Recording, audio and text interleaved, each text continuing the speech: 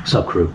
Want to continue the vlog on coaching and what I believe an effective coach does, how to become an effective coach, and some best practices there.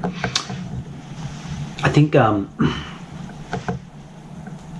if I were to look back where I started coaching over 10 years ago in the world of CrossFit, it was a lot different than it is now.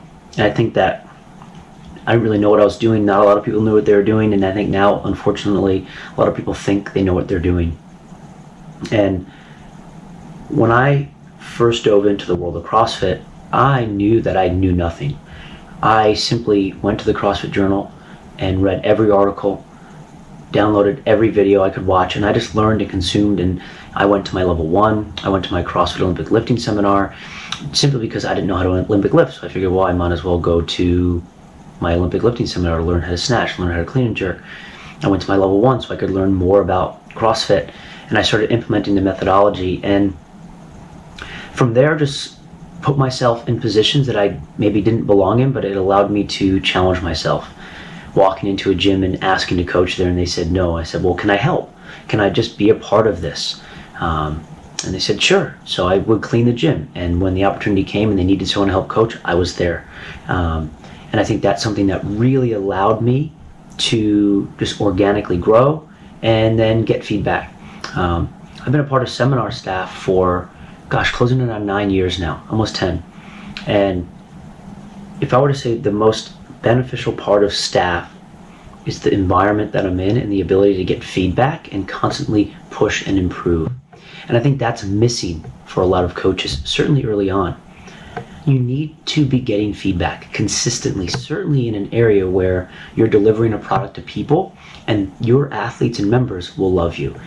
You could be a pretty poor coach, but CrossFit implemented poorly, and the poor program is still effective. That's how potent it is. Which means just because your people love you and just because they're getting better doesn't mean that you're a good coach, and it doesn't mean that you are actually where you need to be or want to be. Humble yourself to have an interactive mirror, a feedback loop on your coaching, on your movement, you name it. And that's something I really recommend for everyone. It's hard. The level 2 is a good start in the CrossFit world. Denise and myself have created the coach development program so people can come and get feedback. I don't think you need to only go to those courses. Those are just things that we've created to help shepherd the journey. But get feedback and keep it simple, guys. I said this in my first vlog, but you need to memorize the 9 fundamental movements, the points of performance, a progression. If I ask you, how do you teach the push press, and you can't rifle off how to do it with the points of performance, common errors, and fixes, then you are nowhere near being a good coach. And I know that's hard, but it's true. But here's the thing, it's simple, it's easy. Study that shit, memorize it. It is super easy, guys. And don't major in the minors. If you're worried about head position on a deadlift, you're probably missing the boat. If you're worried about all of these smaller nuanced things, or these things you read here or listened here, chill. Master the fundamentals, like I said. Then from there, dive down the rabbit holes. Then from there, at the CrossFit Competitors course, we teach how to do the butterfly pull-up and chest to bar stuff and kipping handstand push-ups. And those are for the advanced coach to teach your intermediate to advanced athletes at your gym to help them get better at more nuanced skills. You need to get there. You need to learn how to teach the timing of a kipping handstand push-up and make it from a big kip to a small kip, and understand that that's essentially taking a thruster to a push press. It's the same movement patterns.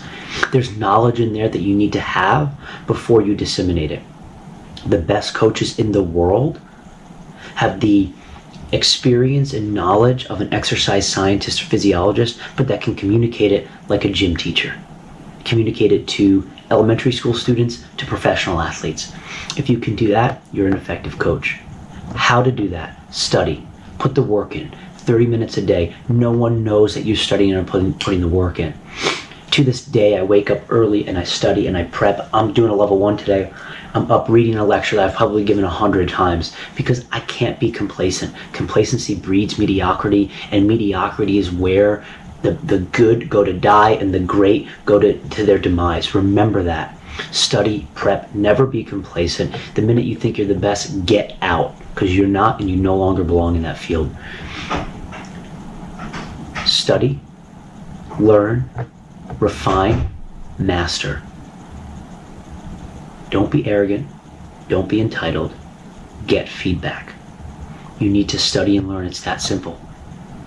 Some people are better than others from a scene corrective perspective. That's all right. But if you keep studying, keep working, you'll be really damn good. Talent's one thing, but hard work's another. If you couple talent and hard work, you get greatness. But talent without hard work is useless. Without talent, but with hard work, you can get really damn far. That's what I got for you on this. Hopefully you find it insightful. If you have questions, hit me up. But this is just some top level stuff. Next stuff, we'll go down into like how to actually see and correct quickly, how to coach a big class, things like that. But I think these fundamental philosophies are important to understand before we get technical. Something? Well, you're being recorded. So, GC. Yeah. People have asked me a question on coaching. They want to know, what's it take to be a good coach? What do you have to do to be a good coach? You know, advice, so on and so forth. And oftentimes it's me just talking into the camera, talking to people. Now, GC is recently come here to be on as a full-time coach at Reebok CrossFit 1. But he highlights a skill set that I think many coaches don't have, and they don't realize how to become a good coach. So, and the skill set is, how did you first come about coming to Reebok CrossFit 1? Well, I met Austin at my level 2 in July, and, you know, was curious about opportunities either at his One Nation or the Reebok facility, and just asked him what kind of opportunities there were, and he suggested to apply to be an intern, which I did. Followed through on that and started interning here in, I think it was the week of the games, and you know, we had a pretty... Let me ask you a question. Yeah. Was the internship paid? No, unpaid. I probably spent about 20-ish hours here a week unpaid. For how long? Oh, it was maybe 4 months. Yeah, just about 4 months, I think. 20 or so hours a week. So, ironically enough, the guy behind you, Pete, how long did you come to Reebok CrossFit 1 as an unpaid shadow intern, just sort of, you know, guy? Over 6 months, twice a week, 8 to 10 hours each day. And then I'd leave there and I'd go coach at the gym I was working at. There it is. So, it's a good camera angle too. It's cool. And now, Pete is obviously a full-time coach here. If you don't know him, get to know him. Pete O'Donnell. Follow him on Instagram, Pete O'Donnell. It's a nice little plug. Thank you. Like that. And then now GC is coming on. Yeah, and can't wait. A month from now, we'll be coming on full-time. And yeah, I mean, I'm just, it's a big career change for me, but in my gut, it feels right, and it's what I want to do, and I think long-term it'll be the right move for my family and I, and I'm just so excited to get on board. So what advice would either one of you guys have for someone, because people ask me all the time, what do I have to do to be a good coach, or do this, or, you know, they want to know how to start, right? And I think that you guys both have unique, different paths where you are, but if you were to give someone advice, say they're like 20 years old or 35 years old, right, and want to start their career, would the advice be different, yes or no? And then what would that advice be? I think it will probably be similar to what I'm about to say, to what you probably think, is just put in the work. You put in the work. Doesn't matter if you're just starting, getting your level 1, or you have your level 3. If you put in the work, it'll happen along the way. Your level of care is there. Doesn't matter where you're at. You'll affect people's lives, and you'll make people better. Yeah, I don't think it changes much whether you're, you know, fresh out of high school or college, or somebody with, you know, some life experience, either working full-time at a gym or, you know, looking to make a career change. I think either way, you know, you need to know the fundamentals, and, you know, not that you need to know them like the back of your hand, but you need to be willing to learn and admit when you don't know something, and, you know, let people have fun in your class. You know, keep them safe and let them have fun, and, you know, if they're having fun, they're going to come back to your class, and that's the most important thing, that you're making that connection and they're having fun in your class, I think. Boom. Some solid advice from two of the boys that did the damn thing. Love it. All right, gang. Just finished up a little garage sesh. I want to wrap up the coaching vlog point 2.0, point 2, whatever you want to call it. Now, I chatted a little bit, interviewed a few coaches on what their thought process are, but I think it's important to get some tangible ways to actually get better, to practice, to improve yourself as a coach. What we need to think about is use the athletic endeavors and how we get better at what we do in the gym, right, here, and how do we apply that same thought process to coaching? Well, a few things here. One, what we need to make sure we're doing is working on our weaknesses, right? We need to give ourselves a path, but we need to start with the fundamentals. Here's what you need to do. You need to practice your movement and then overlay that into what you're thinking about to get better. Let's just simply start with, let's say, the air squat. What I'm gonna put this camera down. I'm gonna put out the little tripod piece here, and let me take a look, okay? So, we'll put that right there. Boom. So if I were to do a squat, right? And stand, what am I doing? Right, well, I first set my feet up. Feet shoulder width apart, toes pointed out. That's the stance. I don't care what the hell you've learned or you read or you saw, you think, this is where we start. Then from there, right, how do I initiate, right? Well, stance, grip, position, body position, midline tight. I'm going to send my hips back and down at the same time while my knees track my toes. And as I descend down, I pull my arms away from the ground. Then my hip crease finishes below my kneecap, gaze neutral, right? And I can wiggle my toes. Right? Then from this position, I stand up, driving to the heels, the full extension of the hip and knee.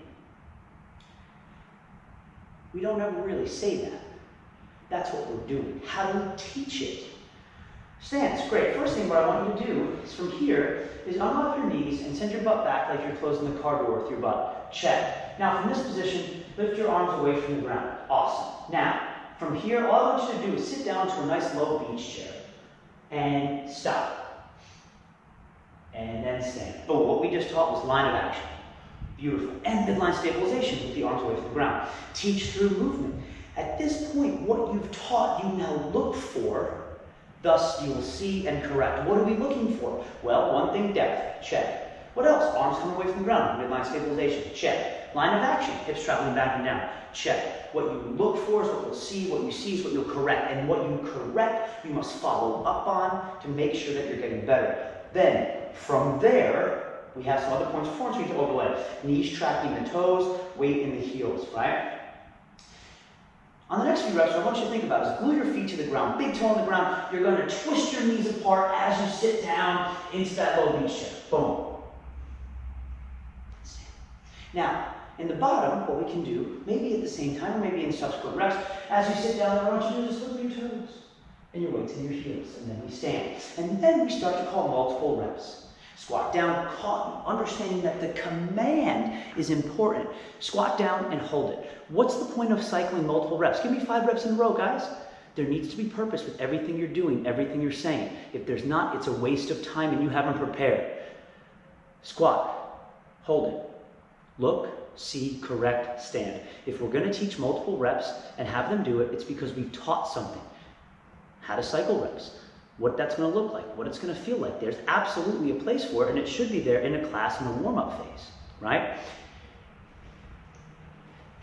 When it all boils down to it, what we need to make sure we're doing, we need to make sure that you're setting up your classes so you can actually do this. If you're doing too much in a class, you're not doing it. You need to coach. You need to teach, see, and then correct. In order to do that, we can't pump too much shit into 1 hour. You do too much in 1 hour, you can't do your job. Of course you'll get fitter if you do 2 or 3 workouts in a day, but you double or triple your risk for injury, and you double or triple your inefficiency and your inability to coach, specifically if you're new or novice. And unfortunately, most people are not good coaches. You're okay coaches. You need to set yourself up for success, right? So again, I'll keep this vlog going. Hopefully you find some benefit in this stuff. This is just a little snippet of some stuff I love to do. I get fired up about it. You know, again, hopefully you find a little bit of value. If not, I apologize for wasting your time. But again, love what you do, love your people, give a shit, care about them, and never assume what you're doing is the best. What you're doing might be good and effective, but it doesn't mean it's optimized.